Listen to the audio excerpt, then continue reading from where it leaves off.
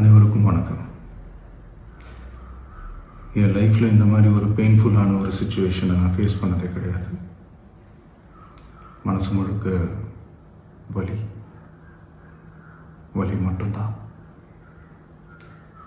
இந்த சுற்றுப்பயணத்தில் என்னென்ன மக்கள் பார்க்க வராங்க, அதுக்கு ஒரே ஒரு காரணம் தான் அவங்க என் மேலே வச்சிருக்கிற அன்பும் பாசம். அந்த அன்புக்கும் பாசத்துக்கும் நான் எப்பவும் கடமைப்பட்டிருக்கிறேன்.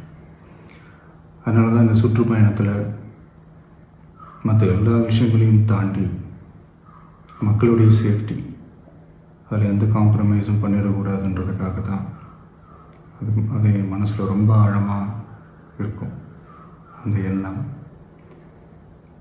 அதனால தான் இந்த அரசியல் காரணங்கள் எல்லாத்தையும் தவிர்த்துட்டு ஒதுக்கி வச்சுட்டு மக்களுடைய சேஃப்டி மட்டும் மைண்டில் வச்சுக்கிட்டு அதுக்கான இடங்களை சூஸ் பண்ணுறது, அதுக்கான இடங்களை பார்த்து பெர்மிஷன் கேட்குறது, போலீஸ் டிபார்ட்மெண்ட்டில் அதை ரிக்வெஸ்ட் பண்ணி கேட்போம். ஆனால் நடக்கக்கூடாதது நடந்துருச்சு. ஆனால் மனுஷன் தானே. அந்த நேரத்தில் அத்தனை பேர் பாதிக்கப்பட்டு இருக்கும்போது எப்படி அந்த ஊரை விட்டுட்டு என்னால் கிளம்பி வர முடியும்? நான் திரும்ப அங்கே போகணும்னு இருந்துச்சுன்னா அதை ஒரு காரணம் காட்டி அங்கே வேறு சில பதட்டமான சுச்சுவேஷன்ஸ், வேறு சில அசம்பாவிதங்கள் அந்த மாதிரி எதுவும் நடந்துடக்கூடாதுன்றதுக்காக தான் நான் அவாய்ட் பண்ணேன். இந்த நேரத்தில் சொந்தங்களை இழந்து தவிக்கிற அத்தனை குடும்பங்களுக்கும் என்னுடைய ஆழ்ந்த இரங்கலை தெரிவிச்சுக்கிறேன். எனக்கு தெரியும், என்ன சொன்னாலும் இது ஈடேயாகாதுன்னு எனக்கு தெரியும்.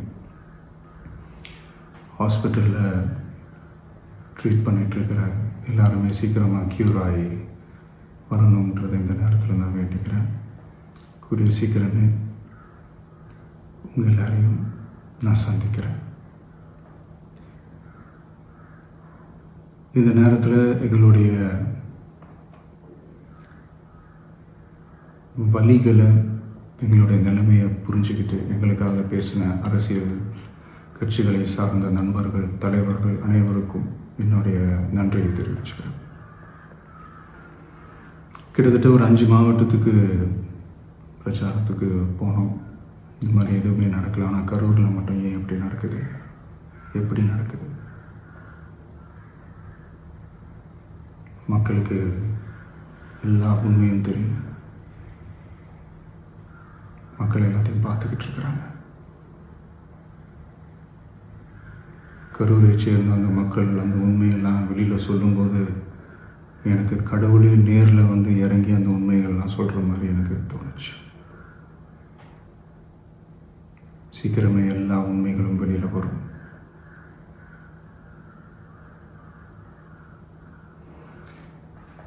எங்களுக்கு தரப்பட்ட இடத்துல நாங்கள் போய் அந்த ஸ்பாட்டில் நின்று நாங்கள் பேசிட்டு வந்தோம். அதை தாண்டி எந்த தவறும் எங்கள் சைடில் நாங்கள் எதுவுமே செய்யலை.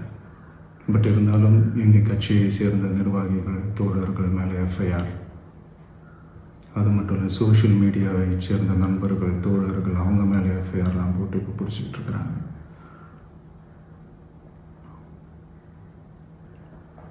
சிஎம் சார், உங்களுக்கு ஏதாவது இந்த பழி வாங்கணும் அப்படின்ற எண்ணம் ஏதாவது இருந்துச்சுன்னா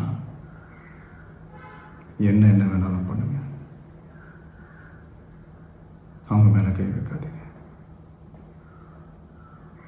நான் ஒன்று வீட்டில் இருப்பேன், இல்லை நான் ஆஃபீஸில் இருப்பேன். என்ன வேணாலும் செய்யுங்க. நண்பர்களே, தோழர்களே, நம்மளுடைய அரசியல் பயணம் இன்னும் ஸ்ட்ராங்காக, இன்னும் தைரியத்தோட கண்டினியூ ஆகும்.